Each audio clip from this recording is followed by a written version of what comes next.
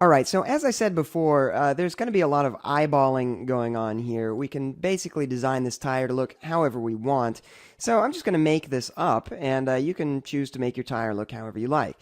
Now, one thing, in this video, we are not going to cover the tire tread itself. That will be a separate video. So if you're browsing through videos looking for the one where we do the tread, this is not that video. Definitely keep looking.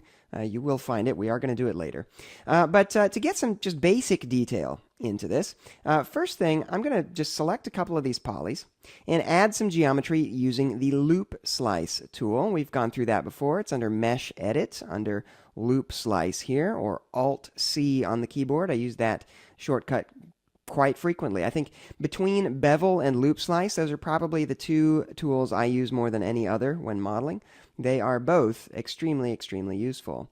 Now, once I have that, I'll just hit Escape to drop the tool. I'm using only one loop slice. Let me go around here, do the same thing here. Select this, loop slice, click the viewport.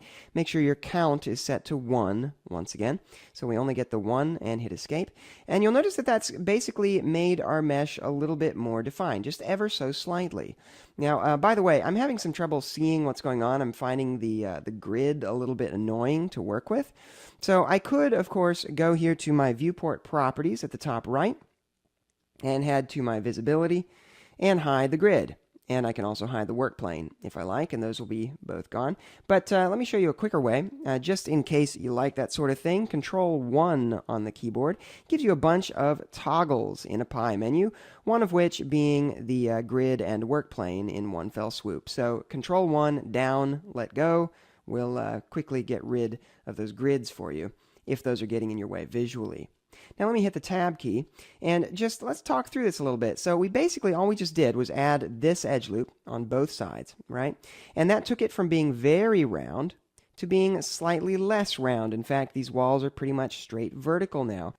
So let's just emphasize that again. All we've done is add a couple of mesh loops here, and those have changed the shape of our mesh. So as you're working in Sub D, keep in mind, whenever you add geometry, it's going to add detail to your mesh. The denser your mesh, the more control you have over it, especially on a detailed level, but also the harder it is to work with, because the more geometry is, well, the harder it is to select things, etc. So it's always a balance as you're working between having the level of detail you want and the level of control you want.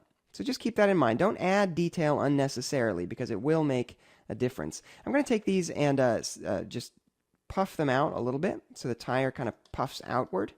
And then we'll select this loop and this loop, and we can do these loop slices at the same time. Just click and it'll drop those right in there. Hit Escape to drop the tool. Let's go to Edge Selection Mode, and I'm going to hit R for Scale and scale these in. Now, my action center is set to automatic, so since we're dealing with circles, it's always going to drop that right in the center of the circle. That's why this action center is down here rather than somewhere else. When we're doing other kinds of modeling, that may be less true. So here we go, just kind of pulling this in so it kind of tucks in behind the wheel there. And then I'll hit B for bevel, click in the viewport, and drag to get a little edge bevel going here. And you're going to see that it's actually really hard to see what's going on in smooth mode. So let's undo this. Undo our edge bevel here. Hit Escape to drop the tool. Tab to unsmooth. And then look closely at our geometry here. And notice that we're a little bit convex. So when I do B for bevel and I bevel it out, it's really not making very much of a difference. So actually, what I want to do is R for scale, pull this in somewhat so it's nice and vertical. Then we're also going to take these guys and pull them out a little bit. Again, R for scale, pull them out even more. That way we get some concavity here in this edge, which is what I wanted. And I'll get this edge as well.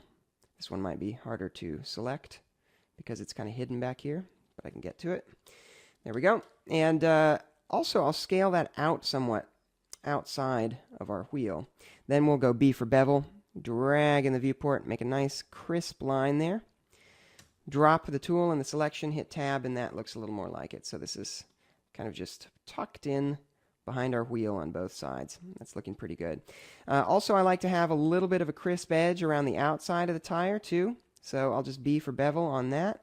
Create a nice little edge bevel. And again, this is an eyeball kind of task. It doesn't have to be perfect. Escape to drop that tool. Let's convert this to a poly selection and see what happens. Alt 3 on the keyboard, or Alt click on convert for poly selection. Didn't work for us, unfortunately, in this case. So I'm going to select these two, L for loop, shift click these two, L for loop. We'll get this one too, shift click, L for loop, and shift drag and L for loop. Then I can R for scale and pull those in just a little bit. Because basically what I'm trying to do is I want for this pucker to kind of have a little bit of an S curve to it. You know, like a tire has a little bit of curvature to it up there as you get up to the lip. And I find that that really helps kind of sell the realism of the tire if we make sure that that's prominent. There we go. So we've got the pucker, and then it kind of smoothly OGs, or curvature inflection, right as we get there to that edge. There we go. That is starting to look like a tire, don't you think? Not too bad. Not too shabby. Let's hit Tab and see what we've done here. Make sure that as you're working in Sub D, always hit Tab and look at the cage mesh, because oftentimes you'll make changes that look okay when they're smooth, but then when you go back to cage mode, they're actually a terrible mess. So make sure you're always coming back to look at your input mesh. Make sure that everything is nice and clean. Now I'm going to select this edge loop here on both sides and do a B for bevel. Click and drag in the viewport to, again, let's just sharpen up that edge a little bit. There we go. Now that's really starting to pop, right? Hit Tab, you'll see what we've done. We've actually just added these little edge loops here, and that's starting to really look crisp. And then from there, we can add details to our tire if we like. I'm just going to take, just for fun, let's select these loops here, just on this inside area. And I'll B for bevel, click in the viewport. Lots and lots of beveling. Like I said, bevel is just a super useful, powerful tool. I'm going to pull this in some, shift click to redo it, pull it out some, deselect, hit Tab again. There we go. Now we're getting a little bit of a wall to the tire. Now I don't want to overdo this, and I think I already have overdone it, actually. So let's stop there. Stop while we're on top, because I think that's all we need to do for the time being. Next, we're going to actually start threading this wheel, putting the whole thing together so that it actually could connect to something. So stay tuned.